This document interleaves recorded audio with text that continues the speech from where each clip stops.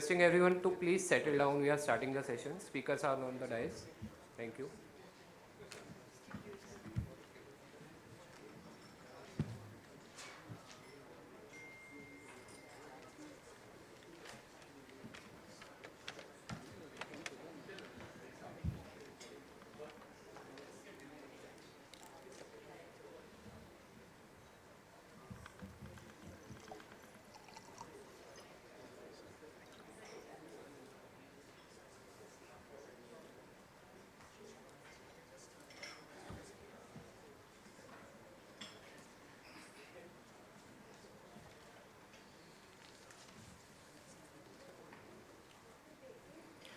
Mr. S.K. Mukherjee, our whole-time director, SEBI, Mr. Robin Banerjee, Vice Chairman, CII Maharashtra State Council, President and CEO of Capri Hands India Limited, Mr. Rajesh Narayan Gupta, Managing Partner, SNG Partners, Mr. Tarun Bhatia, Managing Director and Head of South Asia Forensic Investigations and Intelligence, Kroll, distinguished guests, members of the media, ladies and gentlemen.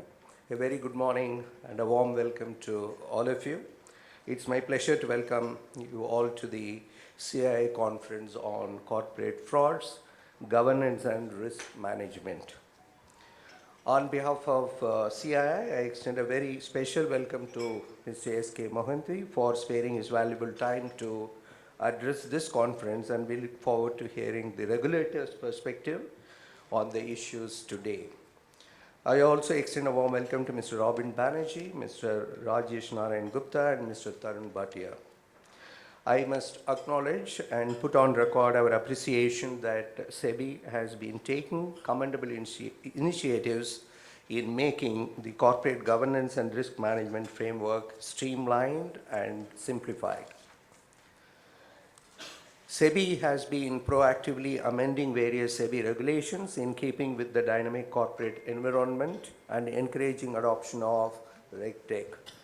Towards investors' awareness initiatives, SEBI has published its investor charter besides SCORES platform for registration of investor complaints and mobile app Sarthi for investor education. SEBI as a regulator is the leading use of data in surveillance of trading, investigation into fraud, inspection of market intermediaries, and investing in automation of surveillance, investigations and inspection using artificial intelligence and machine learning techniques to ensure fairness and orderly functioning of the markets. In 2021, SEBI had released the revised risk management framework for mutual funds. SEBI has also extended the requirement of constituting a risk management committee to top 1,000 listed companies from 500 under SEBI LODR regulations. In April 2022, SEBI came out with the comprehensive risk management framework for electronic gold receipts segment. The risk management framework at SEBI includes the Risk Management Review Committee, which reviews the risk management framework for the cash and derivatives, including commodity derivatives. From the industry perspective, the current business scenario demands immediate actions by the corporates in terms of reassessing and realigning their governance and risk management strategies and processes to effectively tackle the evil of corporate frauds. I'm very happy that the registrations for today's meeting exceed something like 350. That's an encouraging sign that all of us want to know this subject in much more detail. CII believes also that this is India's decade and the next 5 to 10 years is going to be a period of growth in several sectors in which we were not investing, say for example, manufacturing. So as you can expect that kind of growth, he calls for different measures in order to address the corporate frauds. While we appreciate SEBI's great work, we should also appreciate the industry's own commitment towards avoiding and if not reducing the corporate frauds. So the sessions today are packed with very eminent speakers, and I am certain that you all will benefit from their perspectives.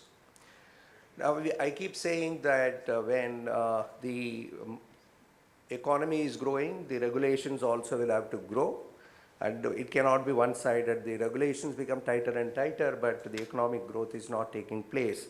But I think SEBI has found the right balance in implementing these regulations in intervals and with the consultations as the centerpiece of implementing some laws and rules and regulations. The frauds have been prevalent. That here Robin had written 2 books on the subject. It's not only in the industry. We are meeting here in the context of corporate, whether it is sports like ball tampering, doping, or even in movies and publications like copyright violations. The fair play is important if India has to participate in the global value chain, not only for attracting investments, but also to do business. At the end of the day, when we say that there is a fraud, this company committed, actually the frauds are committed by the people within the company. It's not company is an entity, it's the people who are part of the management who commit the frauds. Now, the various committees within, I talked about the risk management committee, even the nomination remuneration committees have a larger role to play in getting the right kind of people as a part of the board and in the senior management team. We had also talked about, Robin had talked about on several forums with regard to the theory that who is the perpetrator, who is the protagonist. The question is that whether an investor or a demanding shareholder is forcing the companies to make fraud in order to keep their valuations high. This subject is particularly important with very high valuations being enjoyed by the startups as well. So how much of disclosures are available for the shareholders to make the judgment whether the companies are making proper disclosures. The other subject is connected with the, anyway, when you are into a business, it can be misfortune, and there is always a chance that the business can fail. So how can you go ahead and complain the management or the board for some banks have to write off the money? While we do agree that businesses can go bad, there are 2 views here. One is connected with whether you disclosed that the business is going bad or you kept quiet till it bursts. The second, I have talked about this in several forums, fine, the company can unfortunately burst and the banks may have to write off, but the promoters or the executives walking away with wealth is unacceptable. So while the shareholders are taking the burden, whether the promoters and the management they suffered or not is the issue, and these are the subjects that we may have to reflect. So there are the other regulations connected with related party transactions. So one is the bank, I told you, in fraud invariably, I think bank write-offs are the huge related party transaction related frauds we have come across. Minority shareholders not being treated fairly. In fraud arena, you will come across this.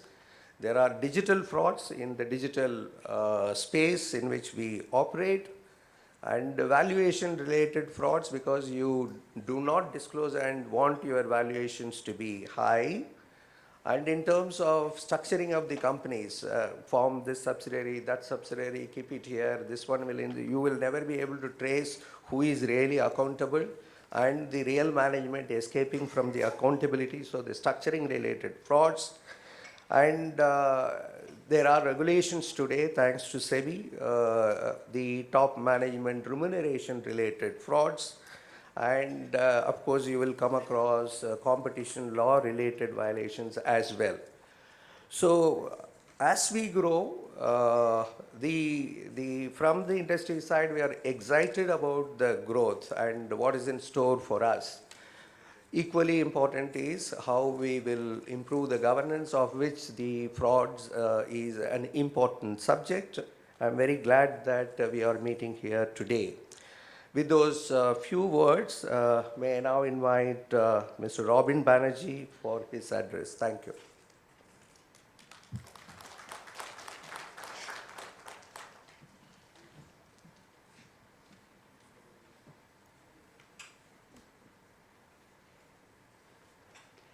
Good morning, ladies and gentlemen.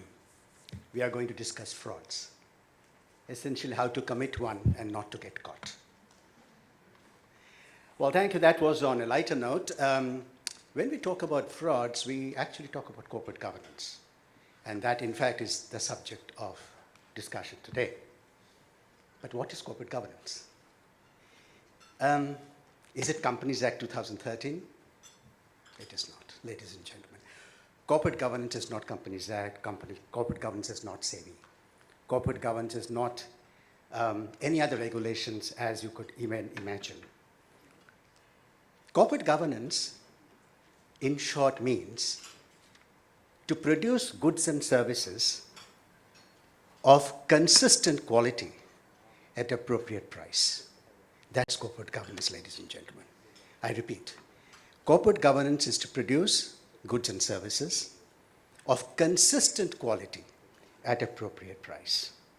If any organization can do that, it must be having good corporate governance. Think, when you woke up today, ladies and gentlemen, what did the first thing you did? You woke up, of course, wiping your eyes, saying, what the hell, why should I have to get up today? And what was the first thing you did? You picked up something called a toothpaste. And think of the toothpaste which you picked up today. It is chances are that 99% chances are that you have been using the same toothpaste yesterday, last month, last year, 10 years back, 20 years back. Chances are that we don't change our toothpaste. Why? And unknowingly you know that when I brush my teeth with my toothpaste, I will get the tingling feeling, I will wake up, I will feel like getting the day once again. Without understanding how the hell did this manufacturer produce the same quality of toothpaste for the last 10, 20, 30, 40 years. There are only two toothpaste brands, ladies and gentlemen, in India which sells. 60% belongs to Colgate, 30% belongs to Close Up, everything else is all hunky-dory. And if that is so, so many people have tried to produce a toothpaste, but no one could get in the market because no one could get that appropriate quality at consistent price. And if you look at that, toothpaste has been more or less priced lower than inflation of the last 30, 40, 50 years.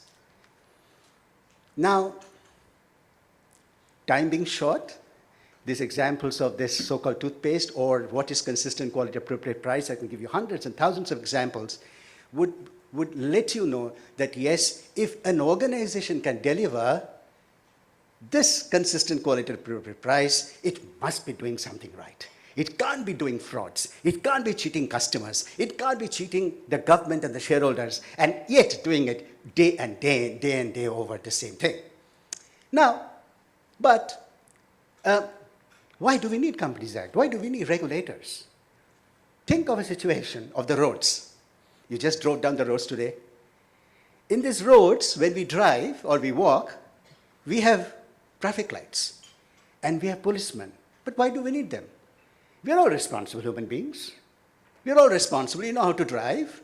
Give way to the right people, the car which is coming from the right-hand side, and so on and so forth. But traffic lights have come to regulate you and me because we may be behaving improperly.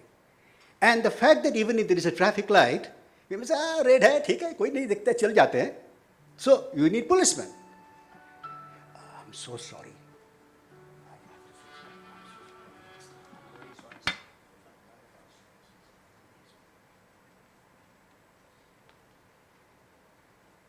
Technology Poor corporate governance.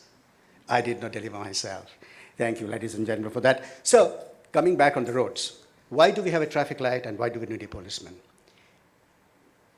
Companies act, sorry, a government, for any government, a government wants to ensure that the companies or manufacturers or producers who are producing goods and quality, goods and services must be of appropriate quality and appropriate price. How do they do that? So what happens, as in roads, in order to make us behave properly, we need traffic lights and policemen. The Companies Act, or for the matter any other law, has said that traffic lights are the board of directors and that policemen are the auditors. And this board of directors and auditors are supposed to regulate and make ourselves behave appropriately. This, in short, is what corporate governance is all about. Now, you will say, well, is this something which is necessary? Let me give you two examples, extreme examples. An example which has happened just now, where there were no traffic lights and there were no policemen. Have you heard of something called a cryptocurrency? You must have all heard. Maybe some of you have also invested in Bitcoins. And it was the state-of-the-art blockchain. Everyone wants to go to blockchain. Blockchain is fantastic, self-governed. I'm not going to give you a gyan on blockchain, but blockchain necessarily means self-governance. It is automatic maintenance of transactions amongst 10 or 12 self-professed ledger keepers. And automatically the transaction takes place online at the same time as your transaction is taking place. Because there are 10 or 12 people who are doing the recording at the same point of time, there is automatic checks and balances.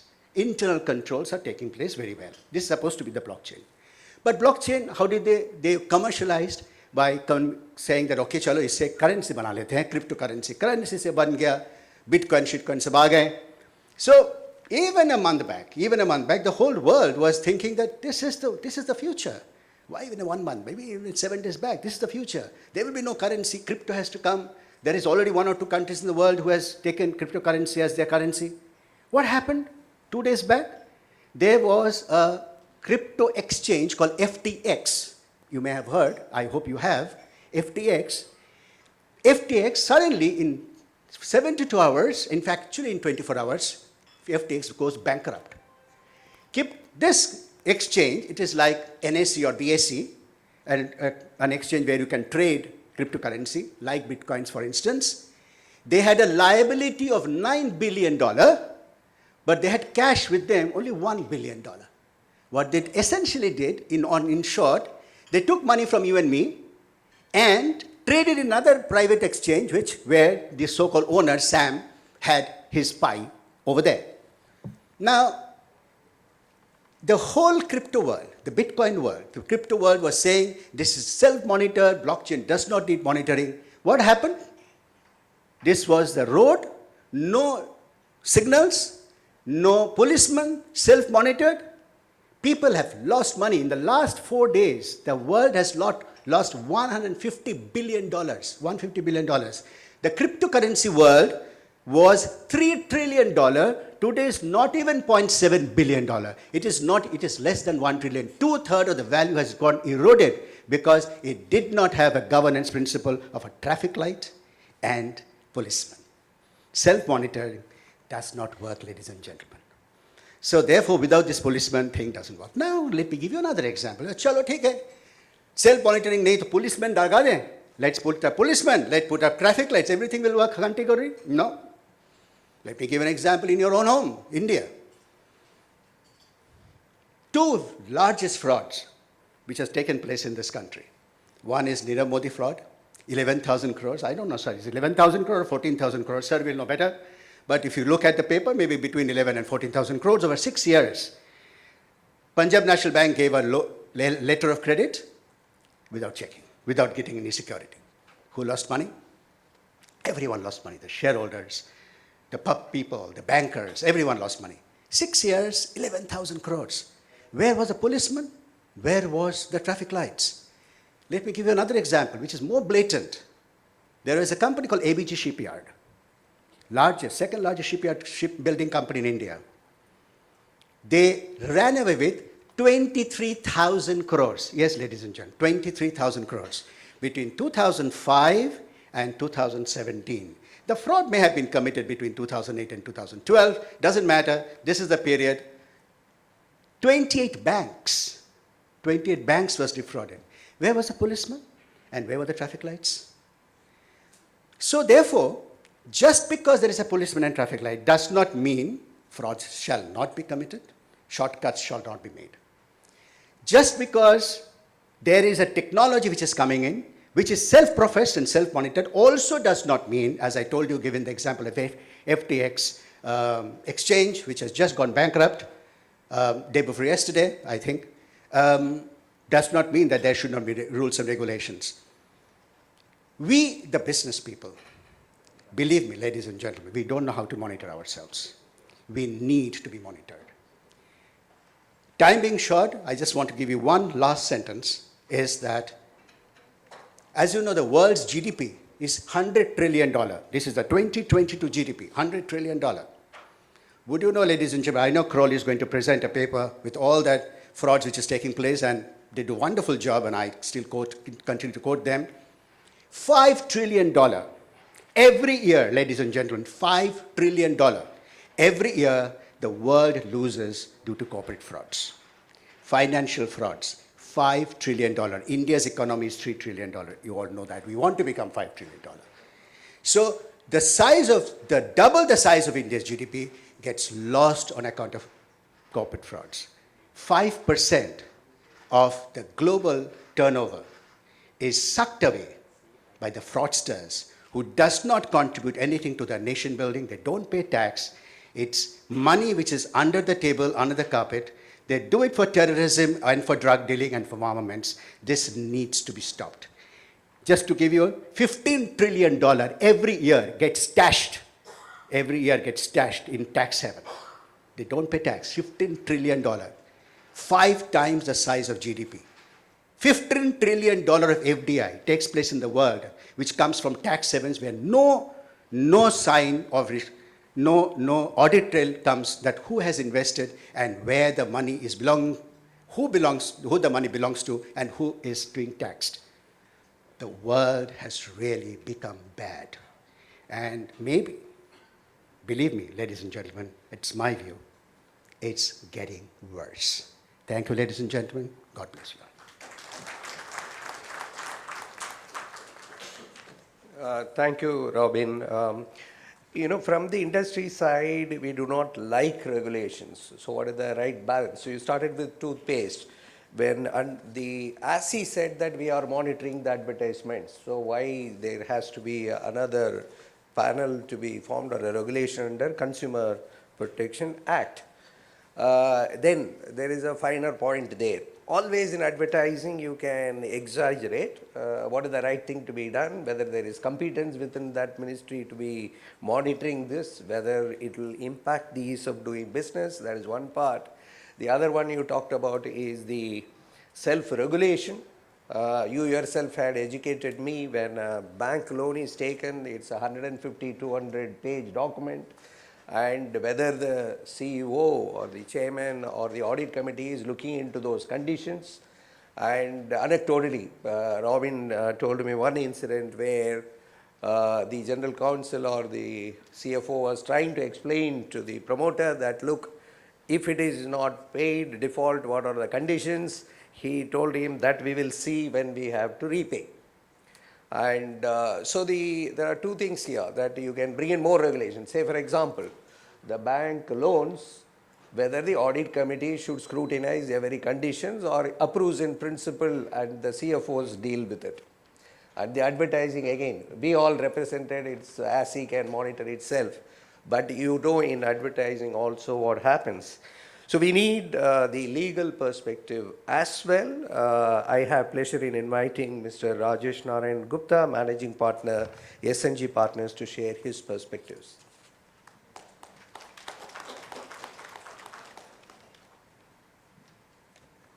So thank you.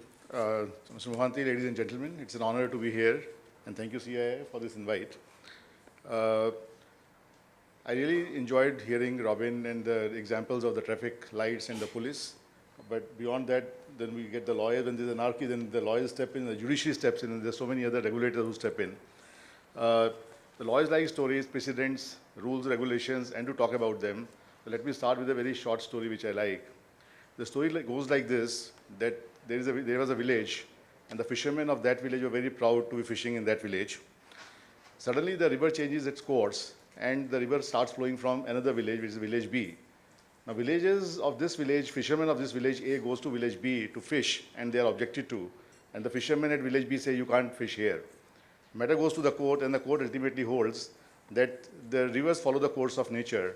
The water follows the river, the fish follows the water, and fishermen follows the fish. And these fishermen are allowed to fish in village B also. But the court also holds that these fishermen must follow the rules, regulations, laws, procedures, compliances of village B. Those should not be flouted. So friends, you people who are sitting here, industrialists, regulators, and professionals, all of us are fishermen. We are fishing here or there, looking for opportunities. But the question is whether we are good fishermen or not.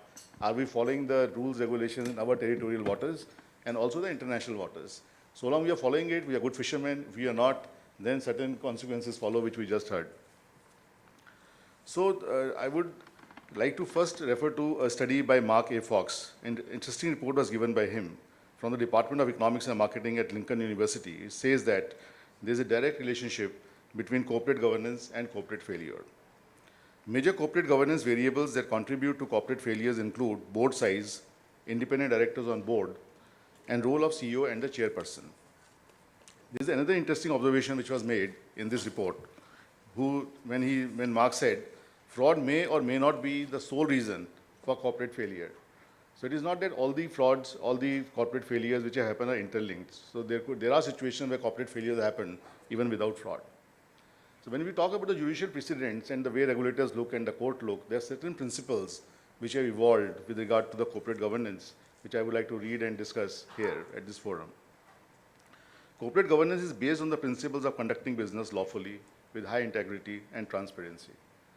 It includes addressing related party conflicts, which is a big issue in India, building efficient risk management systems, constituting an effective board, respect for independence of the board, compliance of laws in letter and spirit, respect for international laws, building a no-tolerance zone for corruption, including anti-bribery policies, prevention of sexual harassment at the workplace, appropriate policies for safety and environmental control, having a successful succession planning in place, accountability to stakeholders, and regular information sharing with KMPs and board on latest laws, applicable rules and regulations.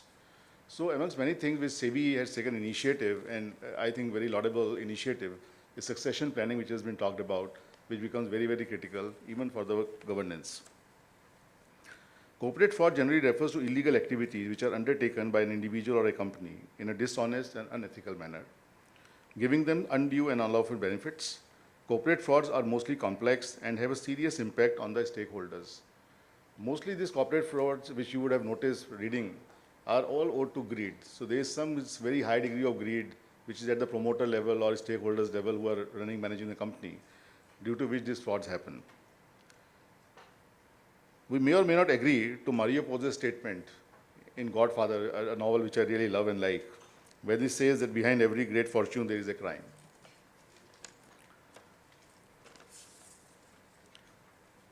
So no society is immune to greed, scams and fraud. India has witnessed several corporate frauds from time to time. Unfortunately, the line has become bigger and bigger. The size and scale of corporate fraud in India has even put the global scandals like that of Enron to shame. As per reported findings, the biggest scams in India includes ABG Shipyard bank scam, we just heard 22,000 crores, Nirav Modi 14,000 crores, Karvi stock 2,800 crores, Vijay Mallya scam, Satyam, Harshad Mehta, Mr. Rana Kapoor's Yes Bank scam, and then DHFL, etc. The latest which rocked the board is IL&FS. The recent corporate fraud of IL&FS has rocked the entire financial world. The most surprising element is that even the major stakeholders like Oryx, LIC, ADIA could not smell the fraudulent activities, in which IL&FS, its top management, and its 250 subsidiaries were involved. As per the major findings of the IL&FS fraud, the KMP, senior directors, and employees indulge in unethical business practices. The auditors played a dubious role. The books of accounts were doctored. There was non-compliance with RBI and other regulators. The problem aggravated with the lack of transparency, centralization of power with a dominant chairman, filtered information provided to the independent directors, and the regulator ignoring whistleblowers' complaint.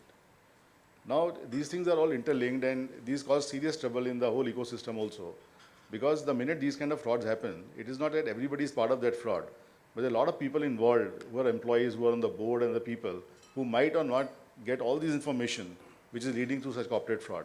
So this was such a case where now today even the board of directors are suffering. There are independent directors, eminent people who are suffering who had no clue, but still, whatever the process is, they are also part of it.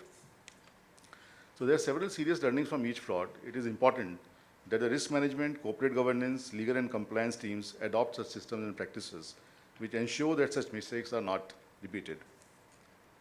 Let me come to the key attributes of fraud, which include window dressing of accounts, siphoning of funds, conflict of interest, complex group structures involving hundreds of SPVs, which you would see in the case of Island FS also. And if I talk of other fraud which happened, say, on real estate, we talk about NCR. If you see the cases of, say, Amrapali, which is the most quoted case, where the Supreme Court actually went and looked into the various SPVs this company had and how the siphoning off happened and how nobody could notice that siphoning off is happening.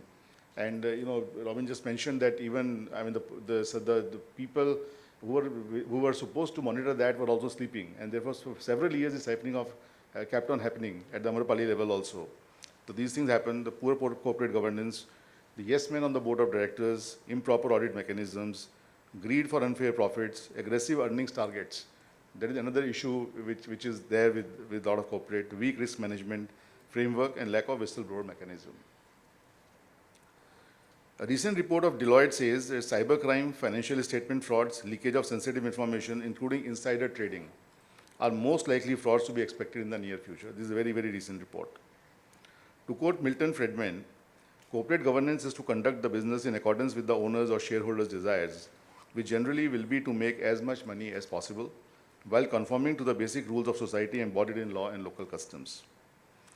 It is said necessity is mother of all inventions. The development of the corporate governance regime is also based on necessity to overcome frauds that affect global economies, investors and consumers alike. I know that the industry doesn't like the rules, regulations, so much on plethora of rules, regulations coming in. But I think from the regulator standpoint also to check all these minas, there is no way but to keep on improvising the regulations also.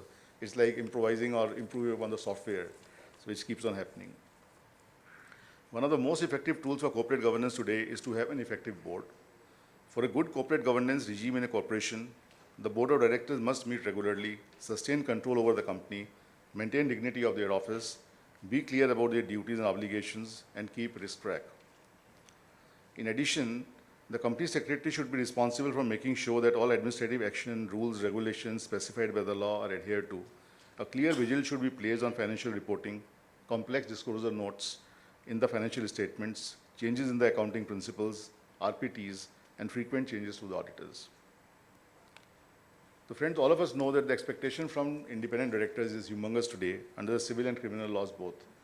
I know many people who don't just wish to go as independent directors on the board, thinking that how things will transpire, whether they would actually know the facts sitting on the board or not, and if anything goes wrong, how their neck will come into play and what would happen to them. The personal liability on the board of directors under the civil and criminal laws is huge today. It is undisputed that the role of board on risk management and preventing corporate fraud is significant, and hence the members of the board are expected to discharge their duties effectively and efficiently. With the growing importance of ESG and global compliances, the stakeholders are not limited to shareholders, but also include employees, vendors, customers, service providers, society, the government, investors, lenders, and the general public. And there is a need for a whistleblower policy. Again, as per our experience as lawyers and with some companies, if the whistleblower policy is in place and there is somebody who can sound the board or the right people what is happening in the company, it's a very, very effective tool to prevent fraud. Unfortunately, it doesn't happen much. Generally, the whistleblower policy is lying below the carpet, and people are very scared to come up and say what's wrong is going on in the company. So how can this be done better? It's always a challenge. But if something could be done around it, it could be better because the KMP senior executives may do something wrong, but the employees generally know what is happening. They really know who is doing what. So if something could come out, it could be very, very useful. Before I conclude, a lot of expectation is there from, say, corporate India, from the industrialist.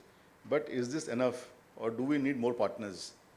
Do we need the politicians? Do we need the government? Do we need the government machinery to be part of this? Because unless everybody comes together, this problem cannot be solved. The corporate India can follow all possible rules, regulations, etc. But if the other side is not cooperating, how do we implement that? Now, supposing somebody on industrialized side is getting corrupt, and there is somebody who's corrupting him. So this is a whole vicious circle which needs to be addressed from that perspective. Incessant corporate failures and frauds have led to increasing governmental participation in governance of modern businesses. It has led to more regulatory reforms and enhanced powers to the enforcement agencies.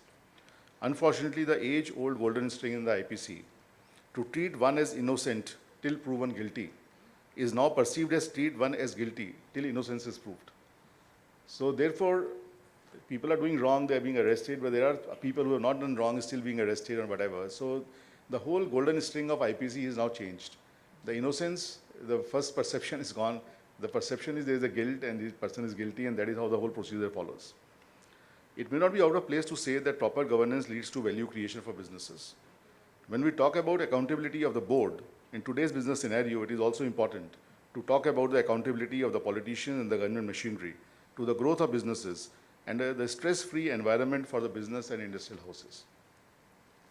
There is a strong need for the government to also raise the bar on accountability of the government departments like Income Tax, Enforcement Directorate, CEO, CBI, EOW, SFIO, to ensure that these agencies do not create impetus in freedom to trade and commerce, and there is no undue harassment. Right balancing is important for overall growth of corporate India. With these words, I may thank the chair and also all of you for the patience hearing. Thank you.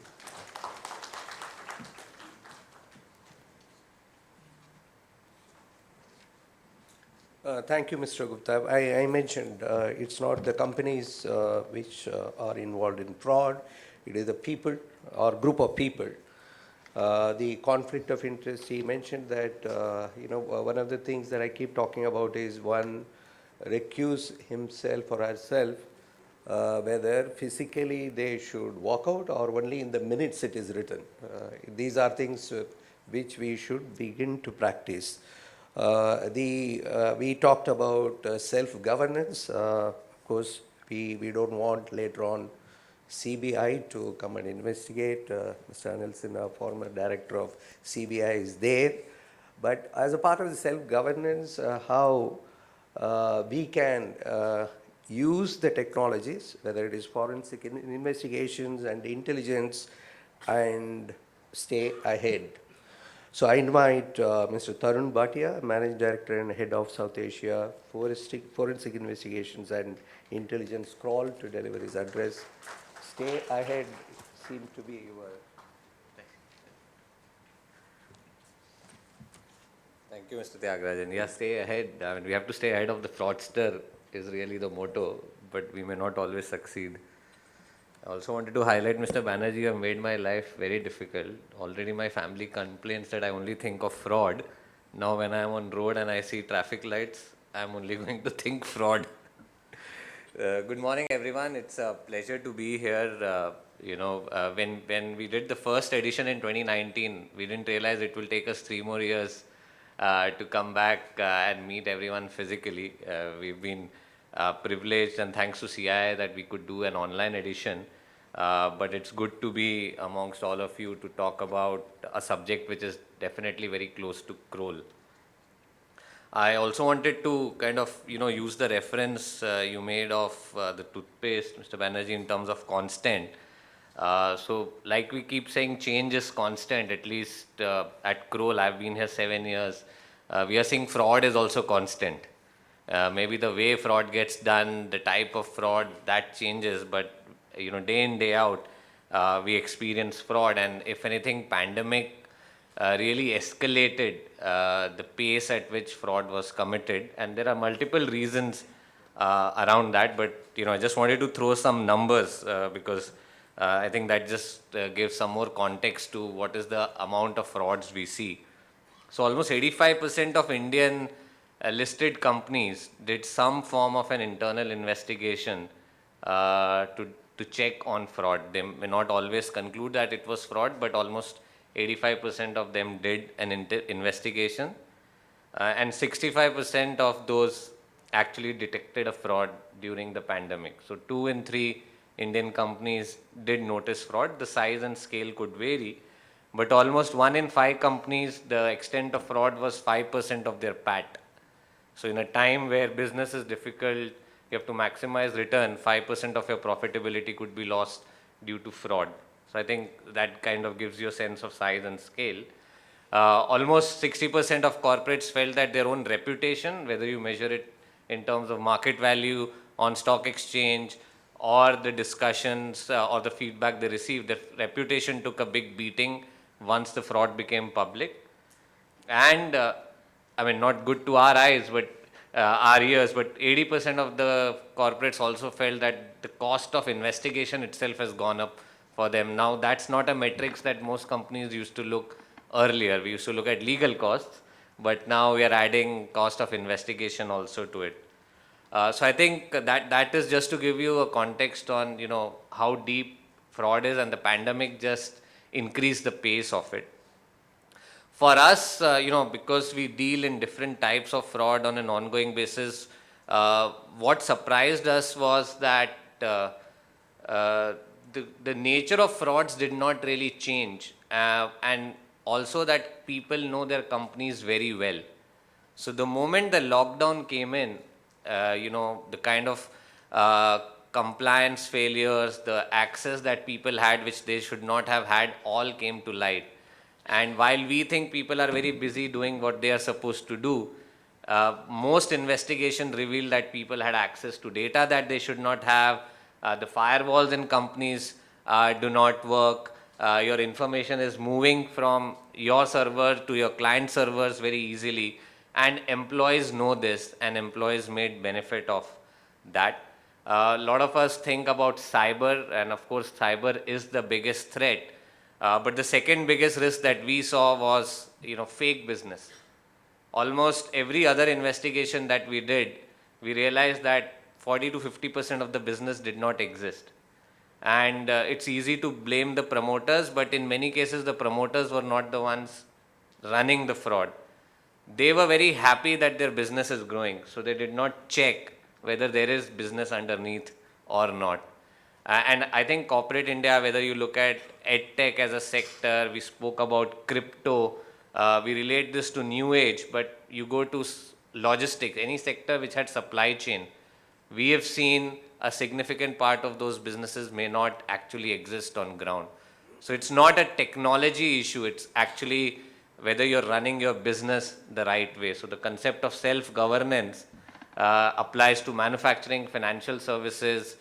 The other learning we found was, you know, I think startups, and today startups in India are very large, but they are easy pickings. But, you know, as it was mentioned earlier, the biggest fraud that we have seen in India are in listed space and not really in unlisted private companies. So again, it's not that smaller or private companies have weaker governance and larger listed companies have better governance. At least data does not support that. There is better compliance, that is better process in regulated companies, but frauds is permissible, it can happen everywhere. What we had to do during the pandemic was hence reinvent ourselves, because we take pride in, you know, being close to ground, collecting discrete information, accessing people's devices to find evidence. But when the country went into lockdown, we had none of it. We were all stuck in our homes, but fraud was happening and clients needed investigation support. So us as investigation firms have evolved. We have started accessing or imaging devices remotely, sitting from our offices. We can now, I don't want to, you know, make people worried, but you know, if we have the access today, we can try and be ahead of the fraudsters because we are using technology. One of the biggest frauds we saw during pandemic was fake identities, impersonification at highest levels. Today we are using social media analytics to understand, you know, who's who, how is somebody taking over someone's profile and help companies damage, the loss that they are suffering from frauds. So I think the entire investigation industry, us and our peers, have gone through a transition. That brings us to the broader theme of governance. I mean, for us, the time of pandemic was a great example of how boards react during crisis. Most of us are used to the traditional regime of quarter ends, getting an agenda, reviewing documents, reviewing financials. But I think the CXOs and the boards were called up in a crisis management mode immediately after pandemic. And what we realized was, and it's a learning globally, not just in India, that despite all the talk that we may have on governance, ESG, really everything came down to performance. The focus was still valuation, the focus was still top line, focus was still profitability. I think companies had to work with their boards, and boards played an important role, is what we feel, to change the tone, because people had to migrate from how much revenue I'm doing every day to how many of my employees are safe, how many of my employees need healthcare support, how many of my employees' family need us to help them out. So I think that tone changed. The key is to see whether that can continue. All of us are coming back to office in some form. We believe flexi work is going to stay here, but whether companies continue with this more empathetic approach that they have followed during the pandemic, early signs are not that encouraging. We are again seeing the discussion move much more towards numbers. And typically, empirical evidence is every time there's a distress, and pandemic was a distress, fraud peaks. And 2020, 2021 was no exception. In terms of what we see going forward, we are definitely seeing companies become much more cautious about who are sitting on the board. I think you can no longer have a good CV or a strong track record just to qualify on the board. I think regulators have put requirements of having technology understanding, cyber, risk management, but companies are going way beyond that. I mean, we today do a very deep due diligence on people who are being brought on board, because companies want to be very sure that they are bringing the right mind but also the right intent. Because if a board member cannot question the CEO or cannot question the action of other senior management, then fraud would continue to take place. So I think there's definitely a change of intent that we are seeing at the board level. From an investigator's point of view, I think the biggest risks that we see going forward, I think cyber is very obvious, but the biggest challenge in cyber is we still see people are investing a lot in technology. People are not investing in people. So you're building firewalls, but you're not training your staff, you're not training your suppliers, you're not checking the systems of your vendors, because you are as vulnerable as they are on cyber fraud. So we believe cyber would be a big risk. I think the second is we do believe financial misreporting continues to be a challenge. I mean, we have definitely seen an increase in rigor when it comes to audit and reporting. But in terms of transparency, we still feel India has a long way to go. So that's the second risk that we see. And the third risk that we see is basically related to social media. We still don't think companies have a response plan on if somebody writes about them on social media. Their immediate reaction is what we as customers typically get: thank you for writing to us and we'll get back to you. But it could be a racist comment, it could be a fraudulent comment, and biggest companies don't have a response mechanism for social media frauds. So those three are what we see as the biggest challenges. I won't take long. I had some more thoughts, but I think we are behind schedule, so I don't want to hold back you getting inputs from Mohanty. So thank you so much for being here, and thank you CII for being our partners. Thank you, Tarun. He rightly said fraud does not have a religion, race. It's not even geographical, this geography. It does more that geography or young or elder, it is prevalent everywhere. Rightly, moonlighting is the other thing which we weren't aware, that is another fraud that is going on. And we are here to listen to Mr. S.K. Mukhanty, whole-time member, Securities and Exchange Board of India, to deliver his keynote address. Over to you, sir.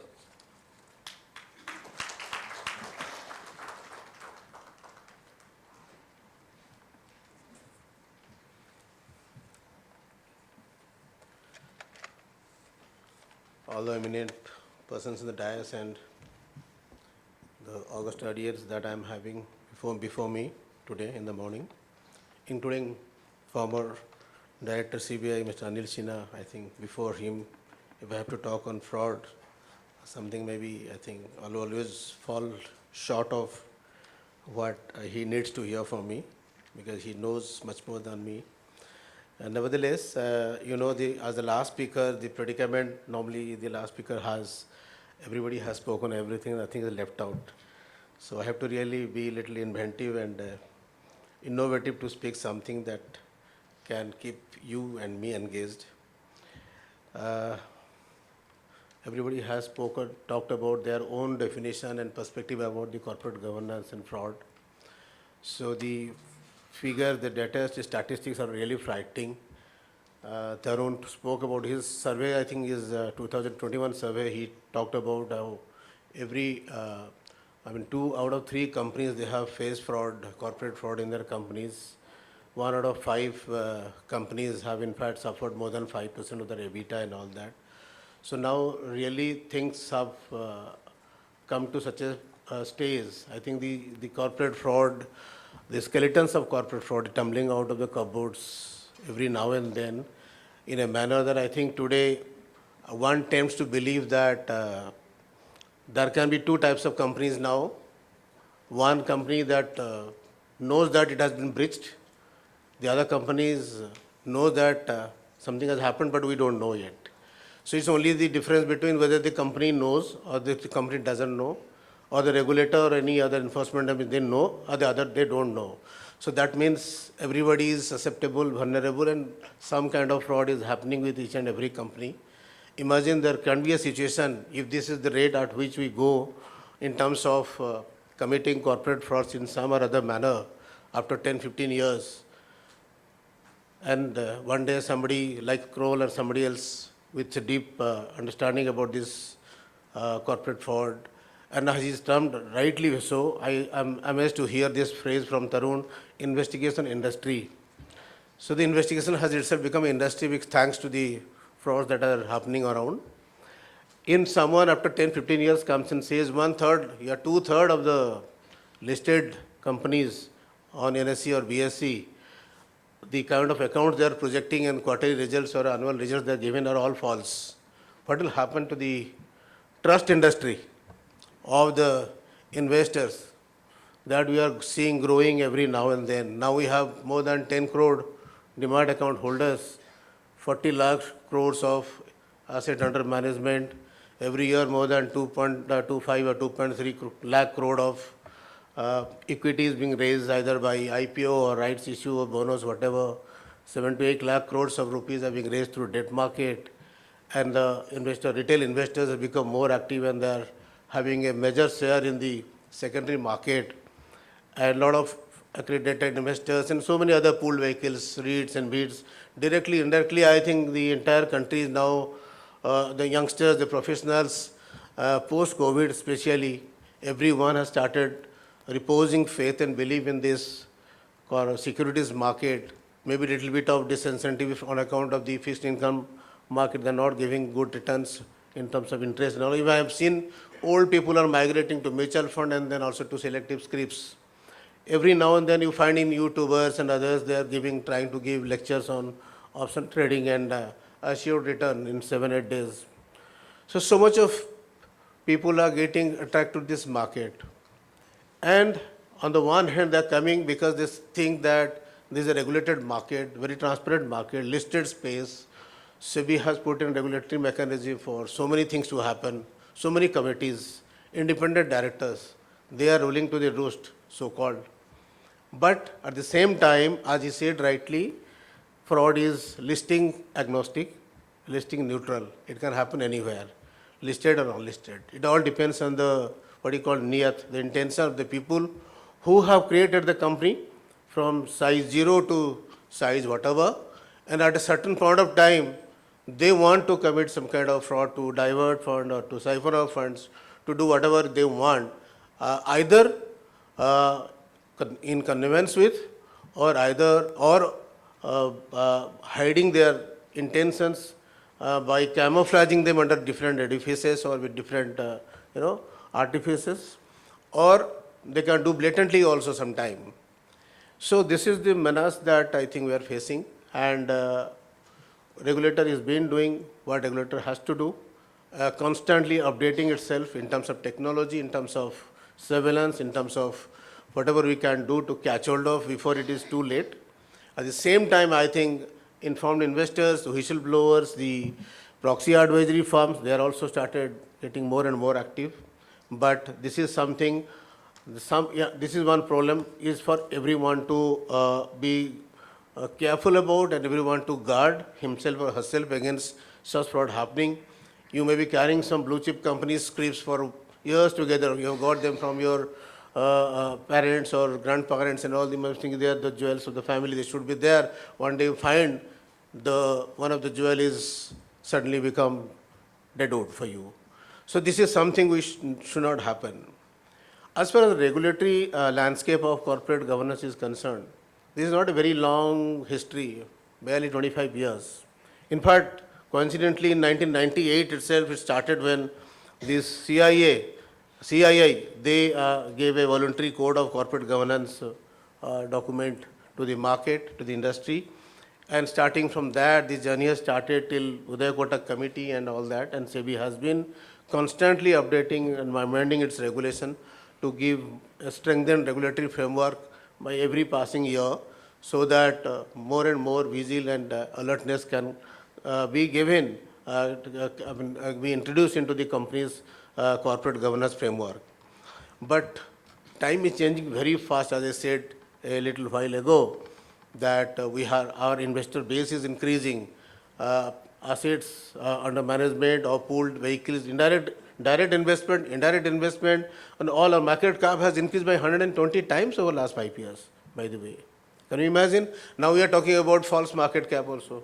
Some of the companies who are trying to jack up their market cap by sustaining, by continuously giving false disclosures quarter after quarter, year after year.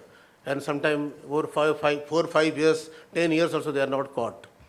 So what happened with Satyam also? That is the illustrated case.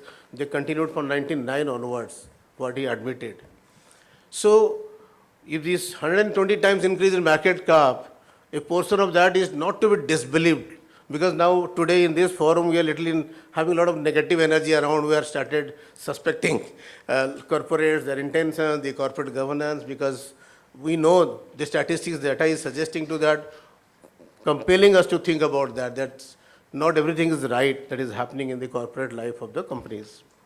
So then, if a portion of the market cap is to be disbelieved, that's not true, it's a false market cap, then something definitely terribly structurally wrong happening, which needs to be given a lot more attention. We have seen, and from regulator side, all of us have seen, for that matter, all the fraud that have happened. You people may be knowing through media, and we are also from regulatory side, from our investigation department side, we are living through those cases as a matter of post-mortem investigation, trying to figure out facts and trying to punish and take enforcement action. We have seen diversion, siphoning, falsification, fabrication of accounts, related party transactions, fraudulent related party transactions, misappropriated funds, everything we are seeing. Frauds are happening from all angles. Over the last just recent years, a big infra company, ILFS, all of us know, with more than 300 subsidiaries whose top executives had to go to jail. A big private company whose promoter had to go to jail. A German jewelry company whose promoters fled the country. A famous healthcare company again whose promoters, two brothers, they are in jail. An engineering conglomerate in power sector, they had to sack their chairman and CFO.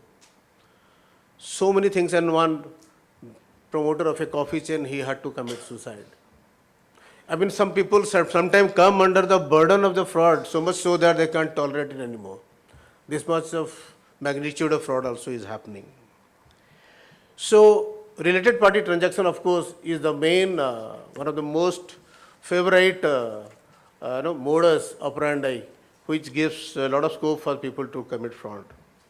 For example, in that power sector company I mentioned about, a lot of assets were transferred, including land, to a subsidiary, and subsidiary is giving those assets as a collateral and taking loan, and the loan disbursed on the same day of disbursal of loan, the money is going out to another promoter company, and that promoter company is repaying its own old dues.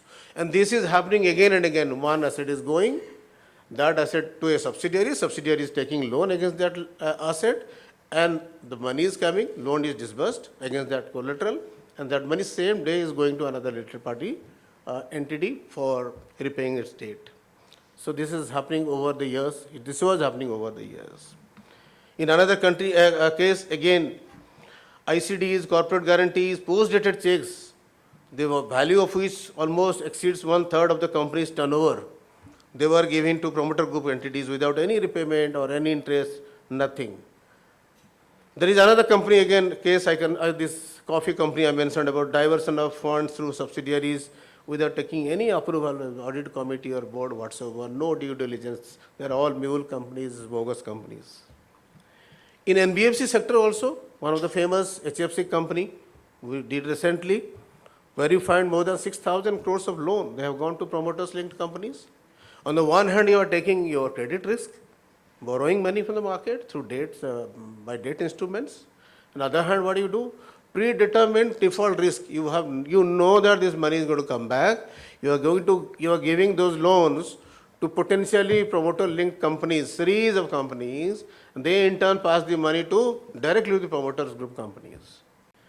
And that money is never going to come back, and this company knows that I am never going to repay the interest or coupon rate, whatever, to the bondholders, or even repay the loan to the banks. So predetermined credit risk, predetermined default risks, they have been taken over a period of time. In the process, meanwhile, the promoter is divesting his share and getting out of it, barely there is 2% remain, and it is gone to solvency, CIRP procedure. That's the biggest, washing machine where everybody can clean their dirty linen after everything is over.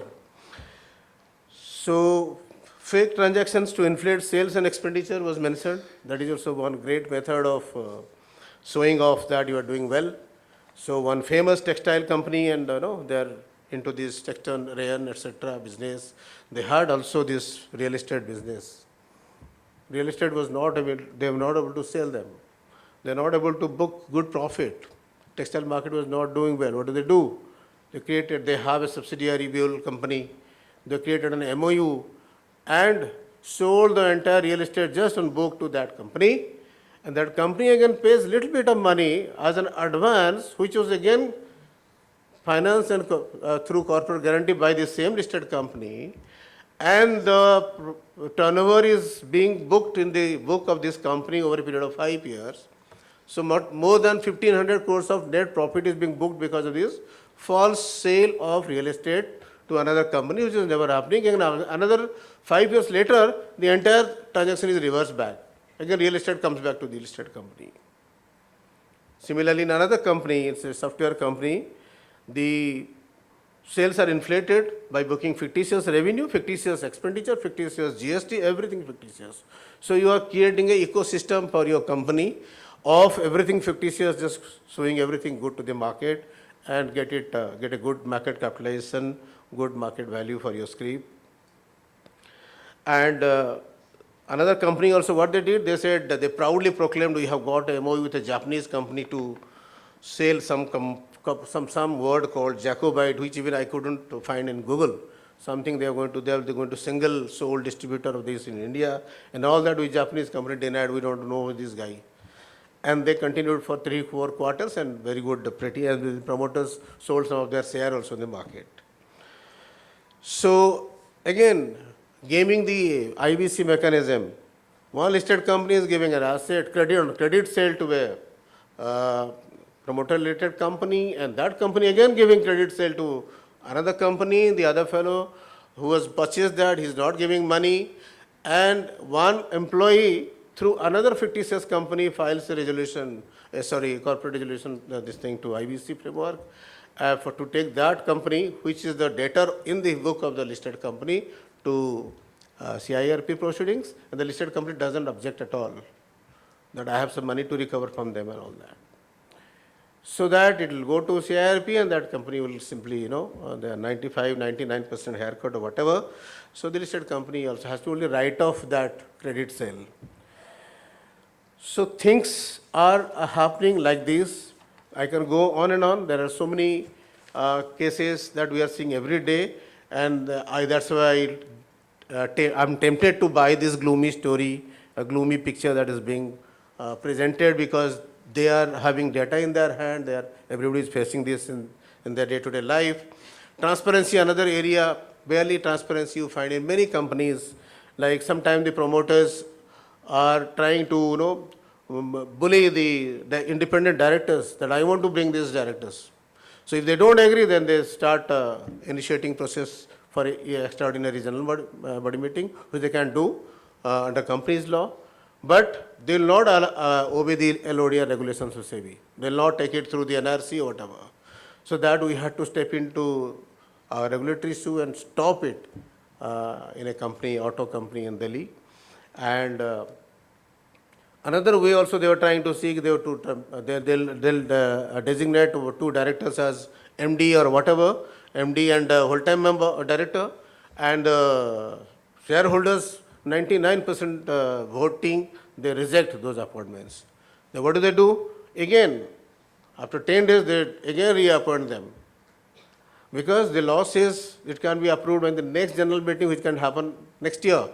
So they have got 11 months at least in their hand. So we had to again clip that by saying that any reappointment of any person who has been rejected by shareholder cannot happen without prior approval of the shareholders. So like, police thief and all that, you go on changing, go on knowing what's going on in the mind of the people who would like to bypass, circumvent the law, and you again get your regulation updated. Everything is there, the NRC is there, every day we are giving more and power, more and more duties to the independent directors. As someone rightly said, people are not very keen to become independent director on the boards of the company these days, because everything recently what happened, these new age technology companies, their valuation, all of you are criticizing, SEBI is doing nothing, this and that. They are simply having, whatever valuation is coming to their mind, they are coming to the market, people are becoming crazy, buying them, and sometimes they are listing in, sometimes, most of the time there is no, and those shares are now flat in the market. So what we did, you are coming for the first time to the market, then again, you have to tell the public that what are those key performance indicators that you have displayed before your fund givers, those people who gave you fund in the first, second, third, fourth, or fifth round of fundraising that you did prior to your listing, prior to come to this listing space. So you show that to public, what you presented them, and those KPIs should be auditable and verifiable as well. So now we are telling them, and then again we are saying the independent directors, they have to also say that yes, these KPIs are verifiable, auditable, again another load on the independent director. They have to now virtually, indirectly vouch for the valuation that the company is going to claim in the market. So independent director, because what to do, they are the people, they are achievers in their life, and they have been there, they are on the board because of what they have done in their life as a careerist, professional, technology, or whatever area they belong to. And we are expecting a lot from them. And they are the one, they can take care of the minority shareholders' interest and the larger perspective of the company, because we are not saying the promoters or the executive MDs or CEOs, they just want to take out money from the company, because through their blood and tears, and they have created this company, they have founded the company, they have brought the company from this to this. So they are all there for the company, the business. But you never know, because of poor judgment, diverting to various other business, real estate, Hollywood, Bollywood, this and that, some other gem and jewelry business. the main business they are carrying, they want to, they might have bona fide intention also. So in the process, they need money. So either they place their share, or by jacking up the price artificially, they sell their share and take a lot of money. Or what do they can try to take, okay, this company has reached a status and lot of cash reserves are there, let me take away some money. This board is not going to allow me so easily, so I am better taking out some money. So whatever be the intention, the fact remains that it creates erosion of wealth for the shareholders and leads to a lot of anarchy and financial crisis. Financial crisis is still, if somebody can again put money, bring back liquidity. But what about the ethical crisis? What about the reputational risk? Once it is gone for a long, long time. Very difficult to come back. So the most worrisome point is the ethical crisis that it presents to the investors who have been trusting this company for so many years. We have been taking measures. Last, somebody has pointed out about related party transactions. We expanded the definition of related parties down to the subsidiaries companies. Now we are also saying that even any transactions, the purpose and effect of which is going to indirectly also benefit the related parties, that is also going to be treated as related party transaction from next year onwards. We are saying that even standalone reserves 10% more can also contribute, transactions more than 10% of the turnover. First it was consolidated turnover. We are also saying the turnover of the subsidiary standalone. If it is the transaction is more than that, that will become related party transactions. We have expanded it. We have expanded made the role of audit committee more stronger. Then beyond a particular threshold, it has to go to the shareholders. A lot of hue and cry is going on, a lot of opposition, stiff resistance is going on. We are aware of that. But then this is what is the call of the time when we consider the thing that has been spoken in the morning. I think this is the least we have done so as to catch as much as related party transactions. Not catch exactly, they should be brought before the eyes of the shareholders before they are passed and before the company moves on with those transactions. We have a risk management committee also in the company, and a lot of duties have been given to them, starting from cyber security risk, then sustainability risk also, ESG, BRSR. So a lot of responsibilities have been given to the corporate governance. Now starting from bare minimum scrutinizing the company's affair in terms of financial affair, to sustainability, to ESG, and beyond operational, so on and so forth. So corporate governance, the span of corporate governance is increasing, and so also the possibilities of corporate fraud is also increasing, and so also the vulnerability, susceptibility of the company to so many types of risks is increasing. So that cannot be stopped, particularly in the era of technology where digital, I'm glad that some sessions are there to deal with on data theft and all that, digital data leakages, cyber securities, they have really become issues. So SEBI as a regulator is also gearing up every day to the possibility of challenges of technological risk, and we have all the tools, not all the tools, we are trying to have, we have a lot of tools in our hand to catch, but again it is aftermath, it is a post-mortem game by the time everything has happened. So companies have to devote a lot more on technology and technological tools to prevent, to ensure that the Chinese wall is strong, the firewalling is strong, who should talk to need-based access of data, need-based, we have put in a place called SDD, this where the insider information and the people who are sharing this insider information, they should be recorded there on a real-time basis. So that becomes a tool for us to catch when the particular event happened, who are the people who are knowing. So technology is going to give a lot of solutions as well. So therefore, it is for the corporate bodies to devote more and a lot of energy, spend more and more resources on this, because the regulations has everything. Principle-based regulations, rule-based regulations, we talk about ethics, we talk about that board should do this and that, some professional culture, ethical principles and values, whatnot, we have spoken of everything. We will do much more in regulation. But regulation, I think, is not going to be the, the remedy for corporate frauds. If corporate frauds has to happen, it will happen, unless preventive measures are taken by the corporates. So therefore, I'm not taking much of your time. I'll just conclude with this, that any corporate fraud in business is no different than an infidelity in marriage. So whoever is part and party to the corporate governance, board, director, management, key management personnel, everybody should be wedded to the corporate culture, to the company, as if they have, it's just a matrimonial alliance that they have, they should not break it. So thank you all. I'm grateful that you have given me a patient hearing. Thanks.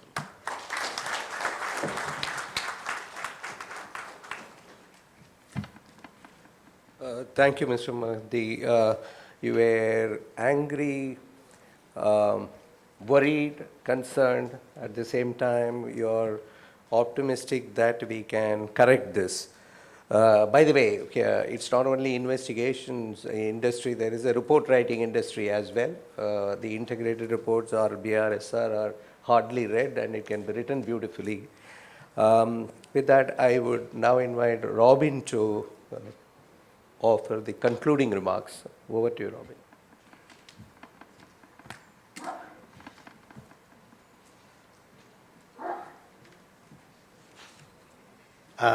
Well, the concluding remarks after, I think what's happening here now, there is a lot of negativity, isn't it, around?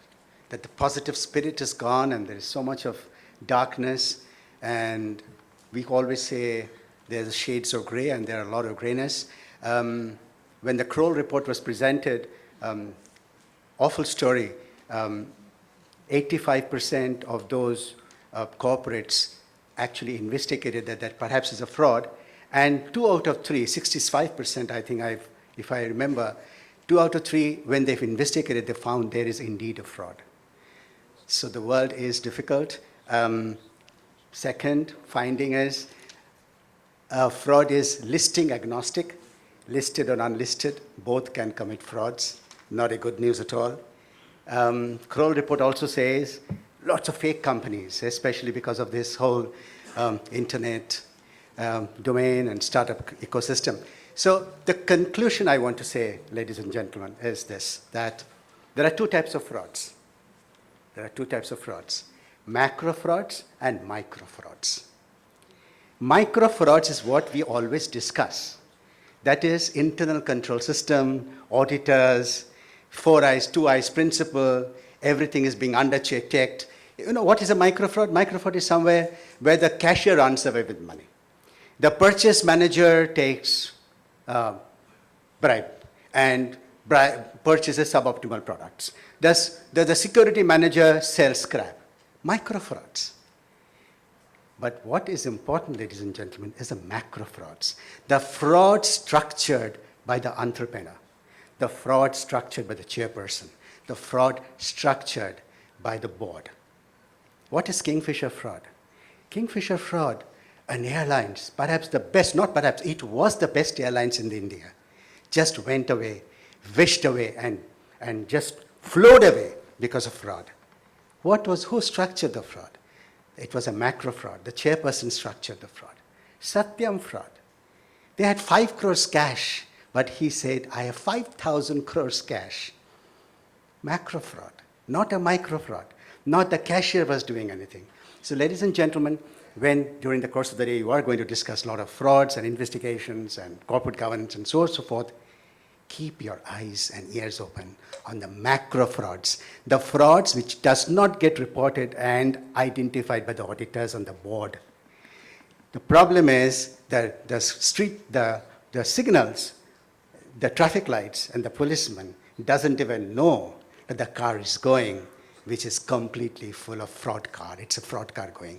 So ladies and gentlemen, be careful on it. The world is not very easy, and I still believe it is getting worse. Thank you. Have a wonderful day, wonderful presentations today. Thank you.